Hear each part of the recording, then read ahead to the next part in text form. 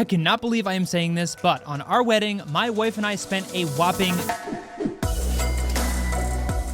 What is going on, everyone? I hope you are all having a fantastic day. So don't worry, I'm not going to make you wait until the end of the video to tell you exactly how much money we spent on our wedding.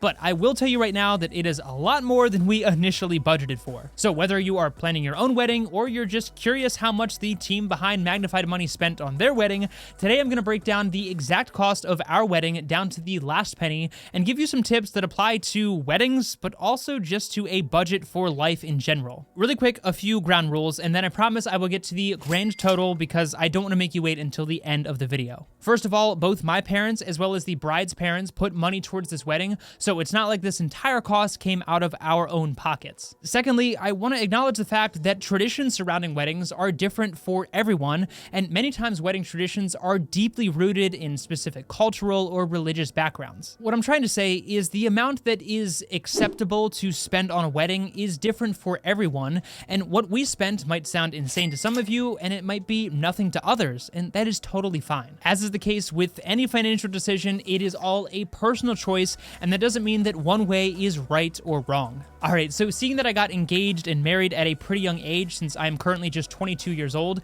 I had little to no concept of how much a wedding, or at least the type of wedding that I knew my wife and I wanted to have, would truly cost. So the first budget that we set was between $20,000 to $25,000, and that was for about 150 guests, and does not include large line items like our honeymoon or the engagement rings and stuff like that. But it does include all of the other detailed expenses and all of the things that really start to add up when you're planning a wedding. So $25,000-ish was our first budget, if you can even call it that, but with so much pent-up demand for all of the weddings that had been canceled over the past few years, and just general inflation across the board through our entire economy over the past year, that budget quickly expanded to $30,000, and then to $35,000, and then the train just kept on moving. Now, before I rip the band-aid, I want to be very clear that my wife and I have absolutely no regrets regarding our wedding day and how much money we spent on that special day.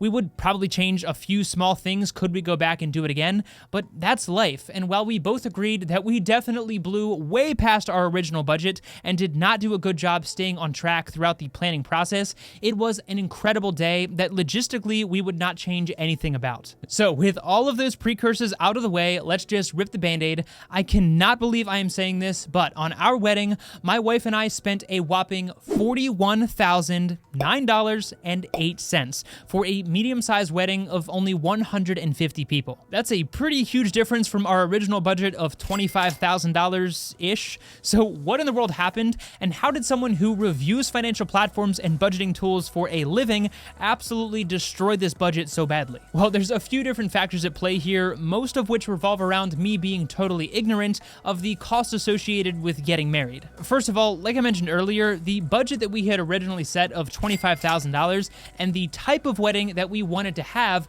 did not align in any way, shape, or form. We basically had the budget for a Toyota, but began looking and test driving BMWs, and no matter how you spin the numbers, that equation never works out. So we stretched the budget and we compromised where we could, but the other variable that impacted us significantly was that weddings can be incredibly expensive, but especially right now when there is so much pent-up demand with all of the weddings that had been postponed over the past 2 years. Add on top of that the fact that especially right now, demand for wedding-related goods and services is incredibly high, while supply remains fairly low for certain goods, and anyone who has ever taken a basic economics course knows that that oftentimes means that prices go through the roof. And honestly, that's really what we have seen across our entire economy over the past few years. And the last thing that my wife and I agree really stretched our budget well beyond where we wanted it to be was not accounting for the many unknowns that can and will happen when planning a wedding. And again, I really think that this is just a microcosm for life in general. Not only are there a lot of little purchases as the wedding day gets closer that start to add up really quickly,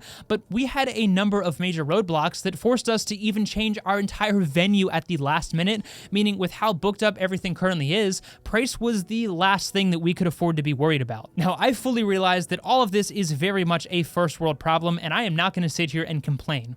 But I do think that the lesson that my wife and I and a lot of you can take away from our mistakes, regardless of whether you are planning a wedding right now or not, is the importance of having that financial cushion, which most of us usually refer to as an emergency fund. Obviously, having an emergency fund for your wedding is probably a bit unnecessary, but the point I'm trying to make here is that life has a lot of unexpected expenses, and in a lot of ways, planning a wedding is just a microcosm of your life to come. Cars break down, people get sick, and unforeseen circumstances happen, and those things can be challenging enough to process emotionally, let alone process financially. So here are a few tips that my wife and I definitely learned the hard way that you can apply whether you are planning a wedding or just trying to pull your finances together in general. First and foremost, create a budget and stick to it. Whether you are looking for a wedding dress or going to Target, it's easy to say, well, it's only $50 over my budget, and for a once-in-a-lifetime purchase like a wedding dress, you should probably just spend the extra couple bucks. But as you slowly start to stretch each individual category in your budget, you'll very quickly learn that an extra $50 here and $100 there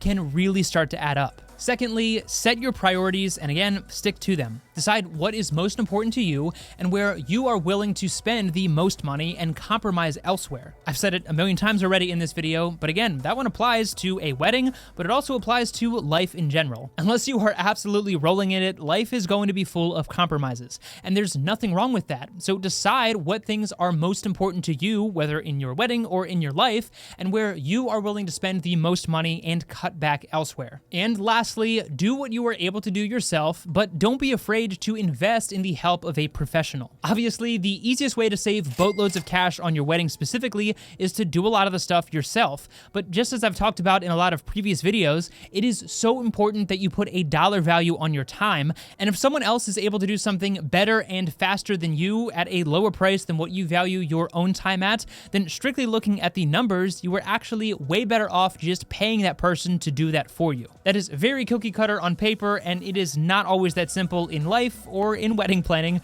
but the point I'm trying to make is there is nothing wrong with getting professional help when it makes sense emotionally or financially. All right, so I'm not going to bore you to death by reading every individual line item from our entire wedding budget, but I will tell you that our three largest categories that made up a majority of the money that we spent was our venue, which cost $13,000, the catered food and desserts and all of that good stuff, which was $11,000, and then the common vendors such as the photographer, videographer, DJ, florist, and all of that kind of stuff, which altogether totaled about $9,000, which honestly I didn't think was that bad. And just as a bit of a time capsule, this wedding was in May of 2022. The remainder of the budget was made up of a ton of miscellaneous line items that, like I said, add up really quickly, which brought our grand total to $41,009.08 for a one-day gigantic party with all of our closest friends and family. Would we change a few things? Could we go back and do it again? Absolutely. But like I said earlier, that's life. And personally, while I'm a bit embarrassed by the fact that our budget was blown to bits considering my line of work,